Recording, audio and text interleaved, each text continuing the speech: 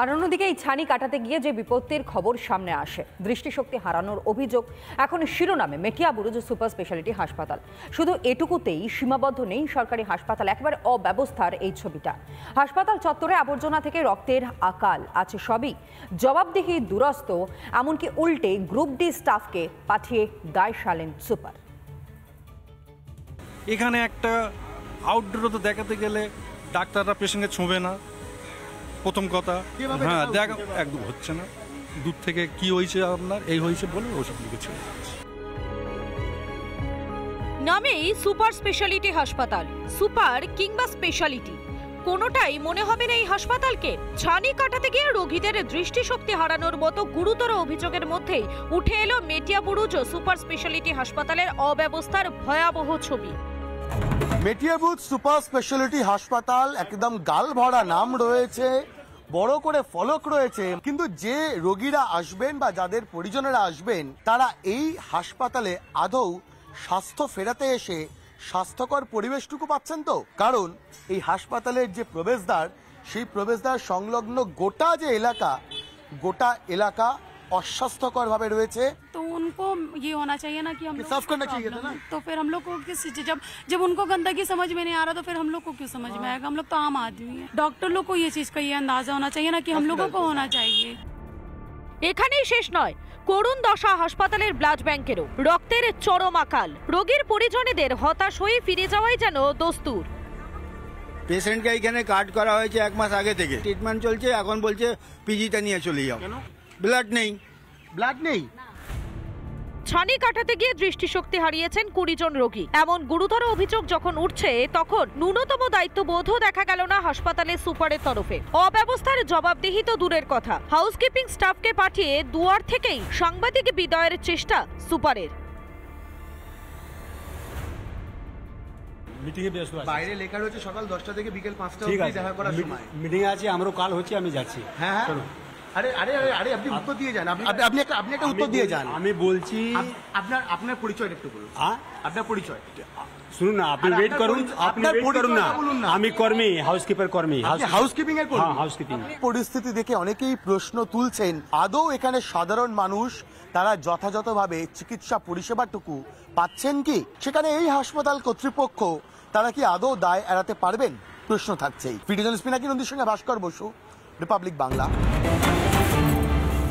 ছানি অপারেশন করাতে গিয়ে বিপত্তি, ছানি কাটাতে গিয়ে দৃষ্টিশক্তি হারানোর অভিযোগও সামনে আসছে হাসপাতালের বিরুদ্ধে। অপারেশনে হাসপাতালের বিরুদ্ধে গাফিলতির অভিযোগ। দৃষ্টিশক্তি হারিয়েছেন 20 জন রোগী এবং ঘটনার পরই তড়িঘড়ি গার্ডেন রিজের সুপার স্পেশালিটি হাসপাতালে অনির্দিষ্টকালের জন্য অস্ত্রোপচার বন্ধ রাখলো স্বাস্থ্য ভবন। ছানি কাটাতে গিয়ে 20 জনের দৃষ্টি হারানোর অভিযোগ সামনে আসছে। কাঠগড়ায় মূলত যে গাফিলতির অভিযোগ এবং হাসপাতালের বিরুদ্ধে যে অভিযোগের সামনে আসছে, তারপরেই তড়িঘড়ি গার্ডেন রিচে সুপার স্পেশালিটি হাসপাতাল অনির্দিষ্টকালের জন্য অস্ত্রোপচার অর্থাৎ অপারেশন থিয়েটার বন্ধ রাখা হয়েছে। আর এই নিয়ে রাজনৈতিক মহলের বক্তব্য আপনাদের সামনে তুলে ধরুন। সুপার স্পেশালিটি হসপিটালে যদি ছানি কাটানো না যায়, তাহলে রাজ্যের স্বাস্থ্য পরিষেবার অবস্থা আপনারা সহজেই বুঝতে পারছেন। তাই ওটি আদৌ সুপার স্পেশালিটি না মুখ্যমন্ত্রীকে খুশি করার জন্য গার্ডেন রিজের একটি প্রাইমারি স্বাস্থ্যকেন্দ্রের নাম সুপার স্পেশালিটি রাখা হয়েছিল, সেটা স্বাস্থ্য দপ্তর ব্যাখ্যা করুন। এবং সবচেয়ে দুর্ভাগ্যের বিষয় যে বয়স্ক মানুষগুলি সরকারি স্বাস্থ্য ব্যবস্থার উপর ভরসা করে চোখের ছানি কাটাতে গেছিল, তারা অন্ধ হয়ে যাচ্ছে। এর থেকে সুরাহা কী হবে? এর কি উত্তর রাজ্য প্রশাসন, রাজ্যের স্বাস্থ্য পরিষেবা বিভাগ দেবে? তাই রাজ্যের স্বাস্থ্যের যে অবস্থা তথই বছর, তা সবাই জানে। সেই জন্য সবাই দক্ষিণমুখী হয় এবং স্বাস্থ্যসাথী কার্ডও আজকাল কাজ করে না। তার মধ্যে একটি নতুন উদাহরণ তৈরি হলো, জ্বলন্ত উদাহরণ। এই রাজ্যে কিছুই বলা যায় না কোন ওষুধের বদলে কে দিচ্ছে। যে দিচ্ছে সে সিভিক ভলেন্টিয়ার নয়, সেটাই বা আপনি কি জানেন? সিভিক ভলেন্টিয়ারকে হয়তো মুখ্যমন্ত্রী দায়িত্ব দিয়ে দিয়েছেন, বলেছেন ওখানে নার্স নেই, পাঠিয়ে দাও ওখানে।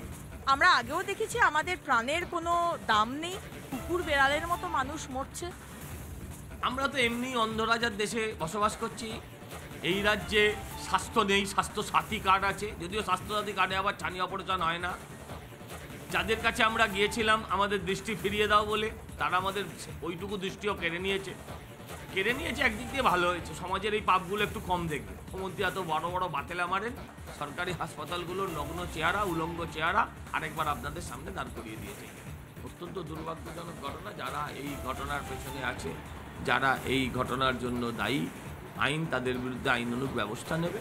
আমি এটা নিয়ে কোনো রাজনৈতিক বক্তব্য, রাজনৈতিক কটাক্ষ এগুলো নিয়ে কোথাও করতে চাই না, বা বিজেপি চায় না, এখানেও আমরা চাইছি। নিতান্তভাবে একটা দুর্ঘটনা, একটা হাসপাতালে এরকম হয়েছে। আজকে ভারতবর্ষের অন্য একটা যদি হাসপাতালে হয় তখন কি আমরা বলবো ওই রাজ্যের দোষ? একটা হাসপাতাল, সেখানে সকলের ইনফেকশন হয়েছে একটা ওষুধের জন্যে, সেইটাকেও মানে পিন পয়েন্ট করে কোথায় গলতি সেটা দেখতে হবে। এখানে 15টা 20টা রোগীর যে অসুবিধে হয়েছে দুর্ভাগ্যজনক, কিন্তু সেটাকে শিরোনামে এনে বিজেপি যেভাবে কন্ডেম করছে, তাহলে সারা ভারতবর্ষের ক্ষেত্রে নানা ঘটনায় তাদেরকে তাদের থুতু তাদের নিজের মুখেই পড়বে। বিজেপি শাসিত রাজ্যে এরকম বহু ঘটনা হয়েছে। এই যে আবার আমি বলছি, এই সব কিছুকে রাজনীতিকরণের ঘটনা বন্ধ করতে হবে। ভয়ঙ্কর অবস্থা। এটা বাংলা স্বাস্থ্য দপ্তর।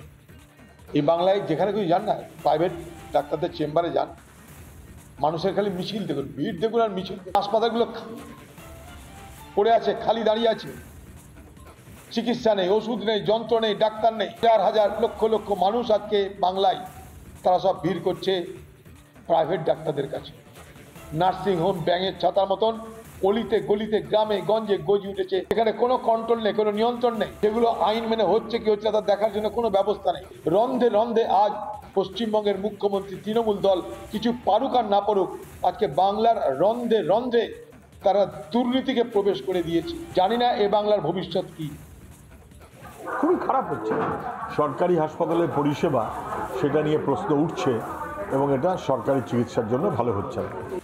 থেকে শুরুতেই আমাদের নজর রাখতে হচ্ছে, অর্থাৎ দুই নবনির্বাচিত বিধায়ক তারা দীর্ঘদিন ধরে ধর্নায় বসেছিলেন। বেশ একটা ডামাডোল পরিস্থিতি সৃষ্টি হয়ে গিয়েছিল, কিন্তু তারপর অবশেষে একটা পথ বেরিয়ে আসলো। দুই নবনির্বাচিত বিধায়কের শপথে জট কি কাটার পথে? তাহলে এক মাস ধরে চাপানোতর চলার পর অবশেষে ডেপুটি স্পিকারকে শপথ বাক্য পাঠের দায়িত্ব দিলেন রাজ্যপাল সিভি আনন্দ বোস। বিধানসভার ভেতরে দুই বিধায়কের শপথ গ্রহণে আর কোনো বাধা রইল না। ভোটের ফলের পর কেটে গিয়েছে প্রায় এক মাস, এখনো শপথ নিতে পারেননি দুই নবনির্বাচিত সদস্য সায়ন্তিকা ব্যানার্জি ও রায়াত হোসেন সরকার। রাজ্যপাল সংঘাতে আরও জটিল হয়েছে শপথের বিষয়টি। রাজ্যপালকে এড়িয়ে কি শপথ গ্রহণ সম্ভব? এবার একদিনের বিধানসভার অধিবেশনের ডাকে জল্পনা আরও জোরালো। সূত্রের খবর, একটি প্রস্তাব পাশ করানোর ছুতোয় দুই বিধায়ককে শপথ গ্রহণ করানোর পরিকল্পনা রয়েছে স্পিকারের। আমাকে শোভনদেব চট্টোপাধ্যায় দিয়ে অনুরোধ করেছেন যাতে আমাদের এই বিধানসভাটা রিকনভেন্ট করা হোক, এবং ওনার আবেদন যেটা উনি করেছেন যে আমার কাছে চিঠি দিয়েছেন, তার পরিপ্রেক্ষিতে আগামী 5ই জুলাই দুপুর 2টার সময় আমাদের পশ্চিমবঙ্গ বিধানসভা বসবে। এই বিশেষ অধিবেশনের ফাঁকেই কি দুই নবনির্বাচিত তৃণমূলের প্রতিনিধিকে শপথ গ্রহণ করাবে, সেইটা নিয়ে প্রশ্ন বিস্তর। কারণ স্পিকার বিমান বন্দ্যোপাধ্যায় যেটা বলছেন, যখন অধিবেশন চলবে সেই সময় শপথের একটা প্রভিশন রয়েছে। এবং আমাদের যারা বিধায়ক, দুজন নবনির্বাচিত বিধায়ক যারা বাইরে বসে রয়েছেন, তারা অনেক আবেদন করেছেন এই সম্বন্ধে ব্যাপারে। আমরা যা সিদ্ধান্ত নেবার পর নেব, আমি নিশ্চয়ই সিদ্ধান্ত নেব। রাজভবনে গিয়ে শপথ নিতে নারাজ শাসক দলের দুই বিধায়ক। এদিকে রাজ্যপালের অনুমতি ছাড়া বিধানসভায় শপথ বাক্য পাঠ করানোর এখতিয়ার নেই স্পিকারের।